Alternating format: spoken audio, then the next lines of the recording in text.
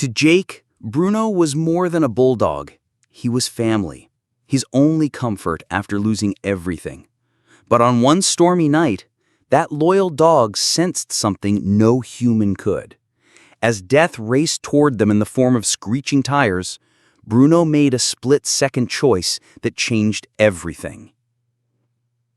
Jake Monroe never imagined that his life would shrink down to a small apartment, a stack of unpaid bills, and the quiet company of a bulldog named Bruno. Just 2 years ago, he had everything: a wife, a steady job, weekend road trips, laughter echoing through their home. But after a tragic miscarriage, followed by a slow crumbling of their marriage, Jake found himself alone. The only soul that stayed by his side was the dog they adopted during happier times, Bruno. Bruno was no super dog.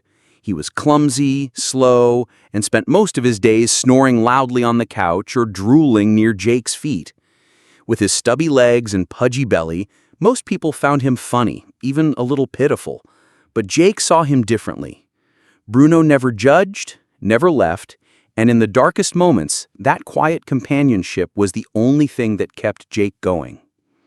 Every evening, rain or shine, they took a walk through the neighborhood. It was routine. Jake in his hoodie, Bruno waddling ahead, leash taut. That night was no different. The skies were dark, the roads slick with rain. Jake had just wrapped up a late shift at the warehouse, and he was too exhausted to notice the car speeding around the corner. But Bruno noticed. They were just a few steps away from the intersection when it happened. Headlights appeared too fast. Tires screeched across the wet pavement. The car had lost control. Jake didn't even have time to react. His eyes widened, feet frozen. But Bruno moved. With a sudden, desperate tug of his leash, Bruno lunged sideways, throwing his weight against Jake's legs. It wasn't graceful. It was chaotic.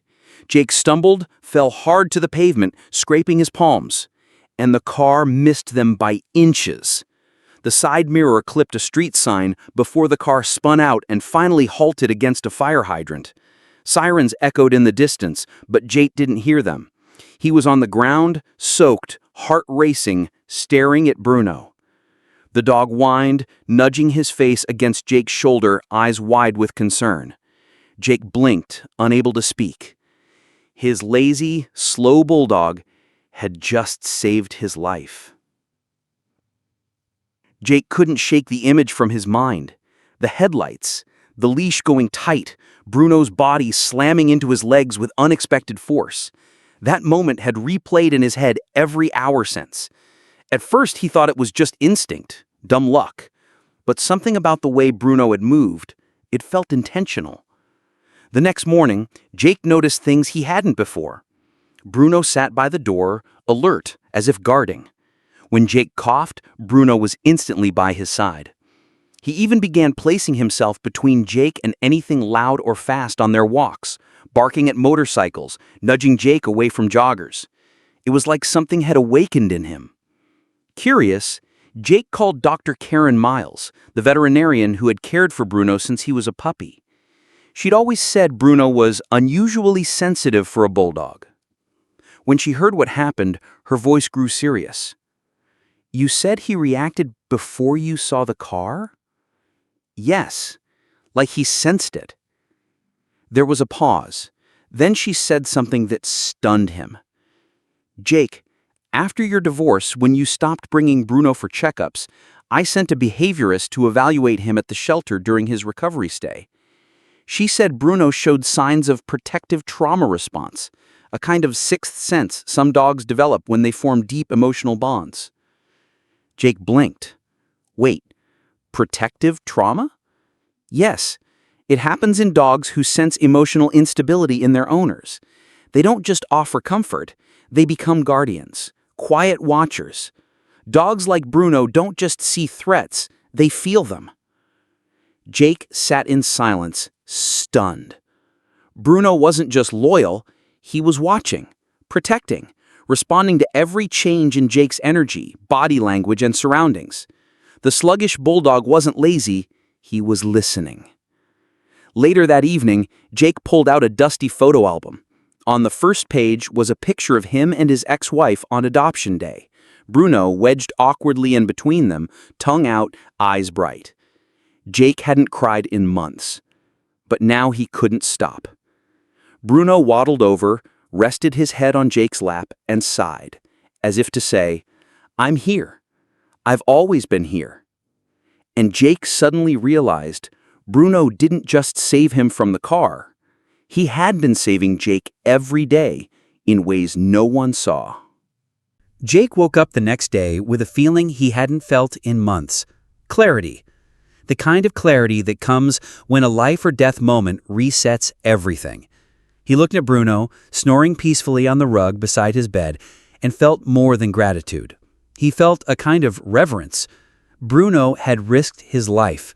For him. That afternoon, Jake did something he hadn't done since the divorce. He opened his notebook. Not a bill, not a checklist, his old journal, the one where he used to dream out loud. He started writing again, page after page, about Bruno, about the near-death moment, about how a wrinkled, slow-moving dog had changed him when nothing else could. Jake decided to share the story. He filmed a short video of Bruno, chubby face, big sleepy eyes, and told the world what had happened that rainy night. No dramatic music, no filters, just the truth. He posted it with the caption, "He saved my life.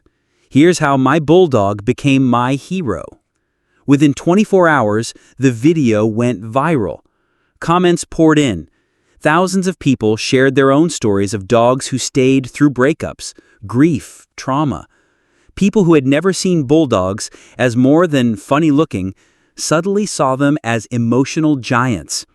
Jake was invited on to morning shows, podcasts, and local news. They all wanted to meet Bruno, the Bulldog hero. But the real moment came 2 weeks later. Jake had agreed to speak at a local community event for rescue pet awareness.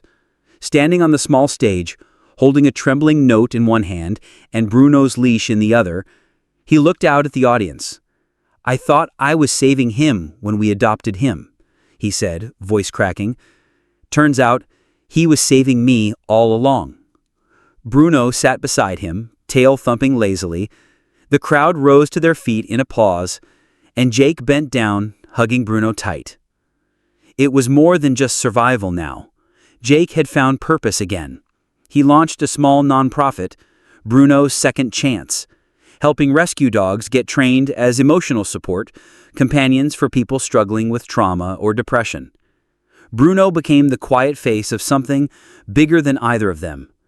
Not just a dog, a lifeline. A symbol that sometimes the most powerful guardian angels don't have wings. They have fur, wrinkles, and a big goofy underbite. Bruno didn't know he was famous. He still chased his tail clumsily, still drooled on the couch cushions, and still snored loud enough to rattle the windows. But to Jake, and now to thousands of others, he was more than a pet. He was proof that healing doesn't always come from people, or therapy, or perfect timing. Sometimes it comes on 4 legs, with a soft heart and a silly face. Jake's nonprofit grew slowly but steadily. Each month, he received letters from people who had adopted dogs from shelters, telling him how their new companions helped them find light after the darkest chapters of their lives. Veterans with PTSD, teens struggling with anxiety, people recovering from loss, all had one thing in common. They found comfort in the quiet, loyal presence of a dog who didn't ask questions, who simply stayed. Bruno's story was featured in an online documentary, The Dog Who Saved a Man, and soon local shelters saw a spike in bulldog adoptions. Stubborn, but soulful, one article described them. Jake just smiled. He said to one reporter, "They're not stubborn, they just feel more than they show." As for Jake, life wasn't perfect, but it was full again. He moved to a quieter neighborhood where he and Bruno could take longer walks without speeding cars or loud sirens. He went back to writing, not just in his journal, but for others, articles, talks, workshops. His words always circled back to the same lesson. You don't need to be fast, loud, or heroic to save someone. You just have to stay when it's hardest to. Years later, when Bruno's fur turned grayer and his walk slowed to a shuffle, Jake stayed by his side. The roles quietly reversed, and when Bruno passed peacefully in his sleep, curled beside Jake's bed, the world mourned with him. But Bruno's legacy lived on. In every rescue dog given a second chance, in every lonely person who found comfort in a wagging tail, and in the heart of a man who was saved not once, but every day by the quiet love of a bulldog. Moral of the story: heroes come in all shapes and sizes. Some have medals, others have muddy paws and droopy eyes. But the most powerful kind of love is the one that doesn't speak. It stays, it protects, and when the moment comes, it saves your life in the way you never saw coming.